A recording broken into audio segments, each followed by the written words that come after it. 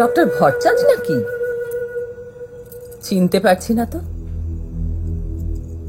টাকা চেয়ে পাঠিয়েছিলে, পাঠিয়ে দিয়েছি গত শুক্রবার। সৎপাত্রেই দান হয়েছে দেখছি। এখন যে একবার আমার সঙ্গে যেতে হবে, ল্যাবরেটরি ফর্দ মিলিয়ে দেখে নিতে হবে সব জিনিসপত্র। আপনি কি আমায় অবিশ্বাস করছেন? অবিশ্বাস তো এতদিন করিনি। যদি এতটুকু লজ্জা শরম থাকে, বিশ্বাস রক্ষার কথা তুমি মুখেও এনো না। এক মিনিট মা, জানো আজ ক্লাবে অতিথি সংখ্যা 65, মাথা পিছু 25 টাকা করে ধরে নেওয়া হয়। মদ না খেলেও মদের দাম ধরে নেওয়া হয়। ওর দরাজ হাত দেখে ব্যাংকের ডিরেক্টরেরও তাক লেগে গেছে। তা কিসের জন্য এই সমারোহ? সে কি তুমি জানো না? পেপার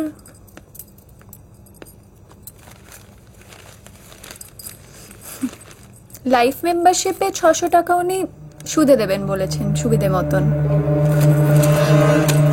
সুবিধে বোধ হয় আর খুব শিগগিরই হবে না। রেবতী, তুমি এক্ষুনি আমার সঙ্গে যাবে। কিন্তু নিমন্ত্রিতেরা সব। বেশ, আমি তাহলে এখানেই রইলুম। আপনারা দরজার কাছে হাজির থাকুন।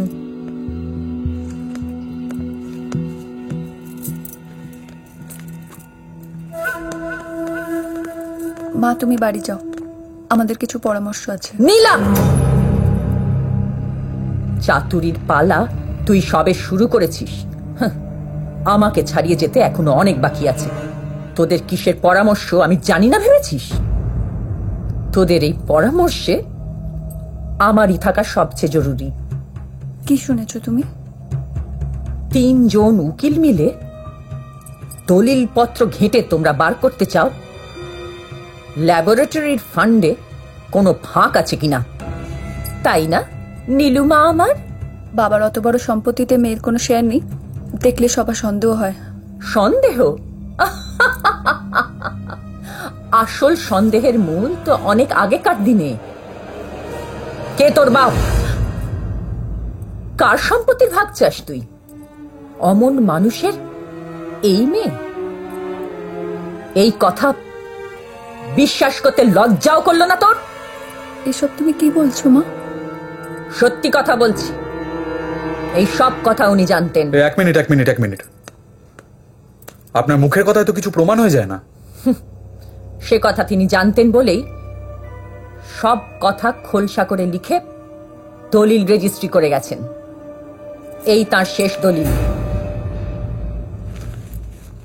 দেখো, নিউটনের ইউনিভার্সাল গ্র্যাভিটেশনের সূত্র কি বলছে, সেটা যে বলছে তা হচ্ছে particle in this universe attracts every other particle with a force. কি তোমার বুঝতে অসুবিধা হচ্ছে? হাঁ করে তাকিয়েছো কেন? যাকে শোনো, which is directly proportional to the product of the masses and inversely বসো, and which is inversely proportional। তাহলে আমি এটা যদি এই ইকুয়েশনটা যদি এইভাবে লিখি,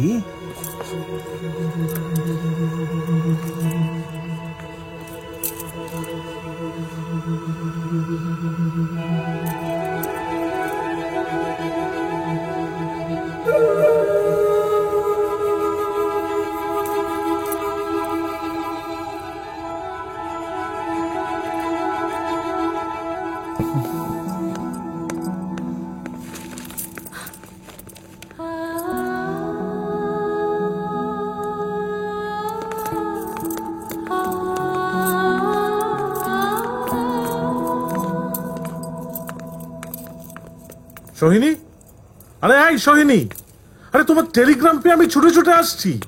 ও বাবা রেবু, মুখটা ওরকম পার্চমেন্টের মতো সাদা হয়ে গেছে কেন? এই খোকা বাবুর দুধের বাটি কোথায়? ইনি যোগাবেন। বাবা, এই গয়লানির ব্যবসা ধরেছ নাকি মা? কয়লা ধরার ব্যবসা ধরেছে এই যে শিকার। আমি মানুষ চিনতে না পারলেও আমার মেয়ে ঠিকই বুঝেছিল। ল্যাবরেটরিতে আমি গোয়াল ঘর বসিয়েছিলাম, আর একটু হলেই সবকিছু গোবরে ডুবতে বসেছিল।